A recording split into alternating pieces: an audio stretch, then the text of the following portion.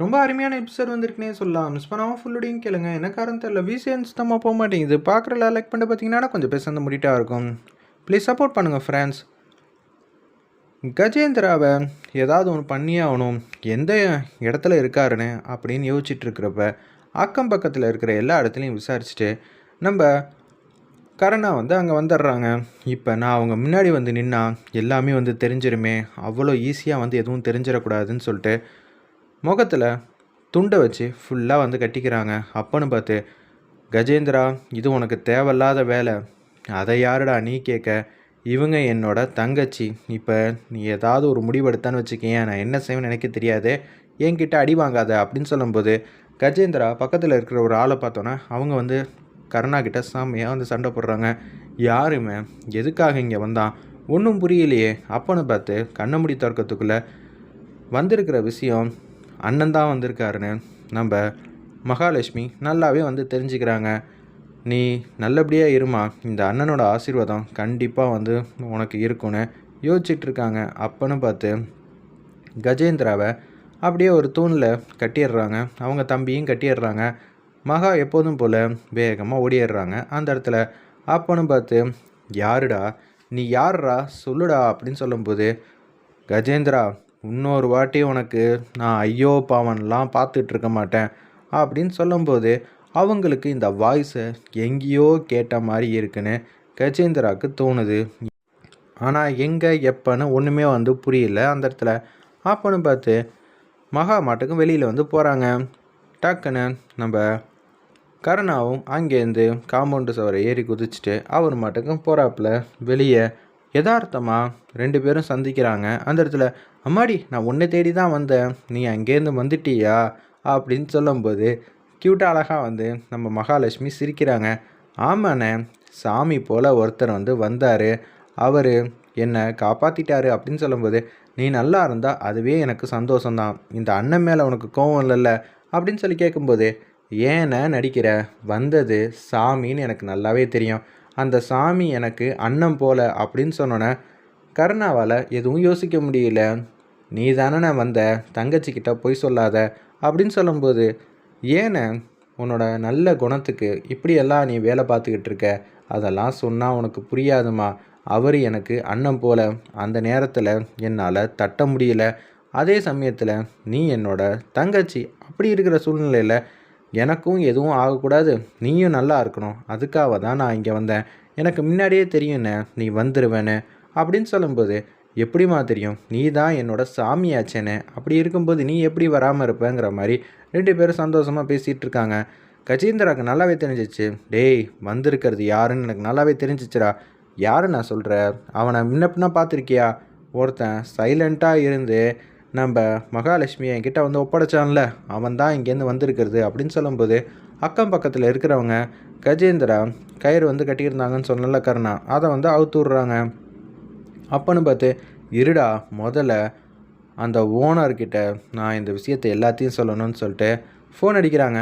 என்னப்பா நல்லபடியாக வந்து முடிஞ்சிச்சா அப்படின்னு சொல்லி கேட்கும்போது, கிழிச்சிச்சு, நீ அமுச்சு வச்ச ஆள் இருக்கானே அவன் என்ன பண்ணான்னு தெரியுமா, என்னடா ஏன் ஆளை பற்றி தப்பாக சொல்கிற, அதான் முன்னாடியே வந்து ஒப்படைச்சான்னு சொன்னியே, ஆமாண்ணே சொன்னேன், அதுக்கப்புறம் இங்கே வந்து கடைசி நேரத்தில் எல்லாத்தையும் வந்து மாற்றிட்டான், அந்த பொண்ணை இங்கேருந்து தப்பிக்க வச்சதே உன்னோட ஆள் தான், தெளிவாக சொல்லு, உண்மையிலேயே அவன்தானா, முகத்தில் துணி கட்டியிருந்தான், டேய் சும்மானு இருடா, அவன்லாம் அப்படியெல்லாம் செய்கிறதுக்கு வாய்ப்பே இல்லை அப்படின்னு சொல்லிகிட்டு இருக்காங்க. கிருபா உனக்கு சந்தேகமாக இருந்துச்சுன்னா அவன் இப்போ எங்கே இருக்கான்னு கேளு, அவன்கிட்ட தான் மகாலட்சுமி இருக்கா, அவனோட வாய்ஸ் நீ வேணா மறக்கலாம், அவன் என்ன தெரியுமா சொன்னான், என் தங்கச்சிரா அவ அப்படின்னு அன்பா பாசமாக வந்து பேசுனா, இதை என்னால் ஜீர்ணிக்கவே வந்து முடியலை அப்படின்னு சொல்லும்போது சரின்னு சொல்லிட்டு ஃபோனை வச்சிடுறாங்க. உண்மையிலேயே அது நம்ம தம்பியாக இருக்குமா அப்படின்னு கிருபாவுக்கு லைட்டாக வந்து யோசனை வருது. அங்கே போய் கடைக்கு போய் பார்த்தா அந்த இடத்துல கடையில் எல்லாமே வந்து தலைகீழாக ஆகியிருக்கு. அப்போன்னு பார்த்து அவருக்கு மேலே இருக்கிற ஒருத்தர் வந்து ஃபோன் அடிக்கிறாரு. இப்போதைக்கு எதுவும் வேணாம், திறப்பு விழா எதுவும் வந்து வைக்காத, சரிப்பட்டு வராது, ஏகப்பட்ட பேர் உன் மேலே வந்து செம்ம கோவத்தில் இருக்காங்க, அவ்வளோதான் சொல்ல முடியும்னு சொல்லிட்டு சொல்லிட்டாங்க. ஆனா, அவ சொல்லி சொல்லி என்ன வந்து இது மாரி பிரச்சனையில வந்து உண்டாக்குனானே. அவ என்ன தெரியுமா சொன்னா? ஸ்ரீதிவ்யா அப்படின்னு சொல்லி அந்த இடத்துல திவாகர் ரொம்ப சோகமா வந்து பேசிட்டு இருக்காரு. நடந்த விஷயத்தெல்லாம் சொல்றாங்க. "நீ இப்படியெல்லாம் செய்வேன்னு தெரிஞ்சு தான்டா, நீ என்ன கரெக்ட்டா இந்த இடத்துக்கு தான் நீ கூட்டிட்டு வருவ." அப்படின்னு லெட்டர்ல தெள்ள தெளிவா வந்து சொல்லியிருக்கானே. அவ அங்க தொல்ல பண்ணியிருக்கா. கஜேந்திராவுக்கு தொல்ல குடுத்தது நம்ப தம்பின்னு வேற சொல்றான். ஒண்ணும் புரியலையேன்னு சொல்லிட்டு அந்த நேரம்னு பார்த்து, "டேய் நீ எங்கடா இருக்க?" அப்படின்னு சொல்றாங்க. "இது மாரி கோயில்ல தானே இருக்கேன்." அப்படின்னு சொல்லும்போது, ஏன்னா இந்துமதி ஆல்ரெடி இங்க யாருமே இல்ல. திவாகர் வந்து அங்க நிக்கிறாப்புல எங்க வீட்ல. அப்படி இருக்கும்போது, அவரால டக்குனு இங்க வர முடியாது. "நீ கோயில்ல இருக்கன்னு உங்க அண்ணன் கேட்டா சொல்லிடுன்னு" நம்ம கருணா கிட்ட முன்னாடியே வந்து தகவல் வந்து குடுத்துட்டாங்க நம்ம இந்துமதி. உடனே சரிடா, நான் இன்னும் ஒரு 5 நிமிஷத்துல வந்துருவேன். ஏண்ணே, நீ இருக்கிற இடத்துக்கு நானே வரேண்ணே. கோயில்ல தானேண்ணே இருக்க அப்படின்னு. நான் எங்கண்ணே இருக்கேன்னு சொல்லுண்ணே. நான் அங்க தான் இருக்கேன். நீ எதுக்குண்ணே வந்து சிரமப்படுற? அடுத்த வினாடியே நான் உன் முன்னாடி வந்து நிக்கிறேண்ணே அப்படின்னு சொல்லி அந்த இடத்துல சொன்னோன்னே, சரிடா அப்படின்னு சொல்றாங்க. இங்கேருந்து அது கிட்டத்தட்ட வந்து 40, 50 கிலோமீட்டர் இருக்கும். இவன் என்னடான்னா, நான் இங்க இருக்கேன்னு சும்மாக்காச்சும் சொன்னேன்னா, கண்டிப்பா இவன் நான் வரதுக்கு 1/2 மணி நேரம் ஆகும்னு ஏதாவது வந்து சாக்கு போக்கு சொல்லுவான்னு பார்த்தா, உடனே முன்னாடி வந்து நிற்கிறேன்னு சொல்லிட்டானே. எதுவும் பிரச்சனையா? இல்லடா நான் அப்புறம் கூப்பிட்றேன்னு சொல்லிட்டு ஃபோனை வந்து கட் பண்ணுறாங்க. கருணாவோட விசுவாசி என்னன்னு நமக்கு தெரியும். அவனுக்கு தெரிலனா அதுக்கு நான் என்ன பண்ண முடியும் அப்படின்னு சொல்கிறாங்க. திருப்பியும் கஜேந்திராவுக்கு வந்து பேசிகிட்டு இருக்காங்க. டேய் என் ஆளுக்கு ஃபோன் அடித்தேன். ஒரு நிமிஷத்தில் வந்து நிற்கிறேன்னு சொல்லியிருக்கான். அதனால் அவனாக இருக்காது. நிச்சயம் உன் சைடில் இருந்து தான் வேறு ஏதாவது பிரச்சனை இருக்கும். என்ன ஏதுன்னு பாருடா அப்படின்னு சொல்லிட்டு ஃபோனை வந்து வச்சிடுறாங்க. ஏய் நம்மளை விட ரொம்ப ஏமாந்து போய் கிடக்குறான்டா. ஆரம்பத்துலேருந்து எனக்கு நல்லாவே தெரியுது. இது கருணாவோட வேலை தான் அப்படின்னு சொல்லிகிட்டு இருக்காங்க. சரிம்மா நான் இனிமேட்டு இங்கே இருந்தால் சரி வராது.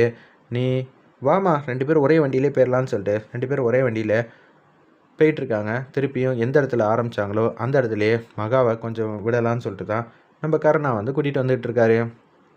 அண்ணா 2 சைட்லேயும் பெருசாக வந்து நடக்குதுண்ணே. நமக்கே தெரியாமல் யாரோ ஒருத்தர் செம்மையாக வேலை பார்க்குறான். இங்கே திருக்குமரன் வேற சவால் விட்டுக்கிட்டு இருக்கானே. அதுவும் நம்மக்கிட்ட. எப்படிண்ணே எப்படிண்ணே இவன்லாம் வந்து பேசிக்கிட்டு இருக்கான்? டேய் தொழிலதிபர்றா அவன். அதனால் அவன் அப்படி பண்ணுறான். இருடா எல்லாத்தையும் வந்து மாற்றுறதுக்கு நம்மளால் முடியும். அந்த கூடிய சீக்கிரம் வந்து அந்த நாள் வரும்னு நான் நம்புகிறேன் அப்படின்னு வந்து யோசிச்சுட்டு இருக்காங்க. கிருபா அந்த இடத்துல எப்படியோ வந்து நம்ம எல்லாரும் ஒற்றுமையாக இருந்தால் எதை வேணாலும் சாதிக்கலாங்கிற விஷயம் இது ஒரு எக்ஸாம்பிள். பார்த்தீங்களா உங்களால் என்ன முடியும்னு எல்லாரும் வந்து கேவலமாக வந்து சொன்னாங்க. ஆனால் நீங்கள் சாதிச்சு காட்டியிருக்கீங்க அப்படின்னு பொண்ணுங்க எல்லார்கிட்டையும் வந்து பேசுகிறாங்க அந்த இடத்துல. எனக்குள்ளே இவ்வளோ பெரிய துணிச்சல்லாம் இருக்குன்னு நம்பவே இல்லை தம்பின்னு சுகுணாவும் வந்து சந்தோஷமாக வந்து பேசுகிறாங்க. விடுங்கம்மா இதில் என்ன இருக்குது? ஆனால் நீங்கள் எல்லாரும் வந்து ஆதரவாக இருந்தனால தான் இந்த அளவுக்கு வந்து மாறி இருக்கு. இது என் வீடு கூட தான்ப்பா. இங்கே தான்ப்பா நாங்கள் கொஞ்ச நாள் இருந்தோன்னே சுகுணா அம்மா வந்து சந்தோஷமாக பேசிகிட்டு இருக்காங்க. ஒரு பக்கம் வந்து சரி சரி இனிமேட்டு இங்கே இருந்தால் சரி வராது வாங்க போகலான்னு சொல்லிட்டு நம்ம திரு எல்லாரையும் வந்து கூட்டிகிட்டு போகிறாங்க.